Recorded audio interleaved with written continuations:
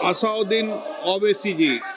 Sir, I stand to oppose the introduction of JNK Reorganization Amendment Bill 2025, Union Territories Amendment Bill 2025, and the Constitution 130 Amendment Bill 2025, sir. Sir, this violates principle of separation of powers, due process, undermines the right of the people to elect a government.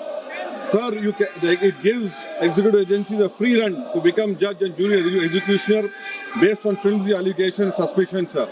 Sir, only when an offence is proved beyond reasonable doubt, then only you can leave the post and the membership. But here a mere accusation, allegation, the punishment of losing one ministerial post will follow.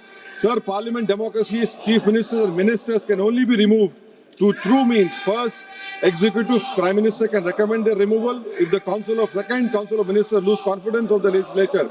Now this bill would empower the unelected executive bureaucracy to play the role of legislature. Sir, it undermines representative parliament democracy. This amendment would leave the minister and CM at the mercy of executive agencies. The severity of the amendment is not only in the fact that one loses their position if they are arrested, but even if they are detained. Detention and administrative action doesn't require an offence to be made. Sir, the chief minister will not be able to accountable people.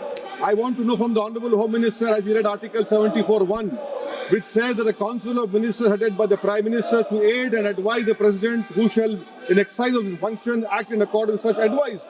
Now, this bill clearly violates 74(1). Sir, this is the 1933 Gestapo boom. When Gestapo was found in Germany, this government is hell-bent on creating a police state. This will be a death knell and leash on elected government, sir. Indian Constitution is being amended to turn this country into a police state. BNS 152, the Home Minister promised in this House that sedition would not be used. Section 316, Section 9 of BNS, PMLA Section 4, all these can be used to destabilize an elected government, sir. That is why I oppose the introduction of all these three bills. This is nothing but creating a Gestapo to ensure that our democracy does not survive. And may I tell the Honorable Home Minister, despite his promise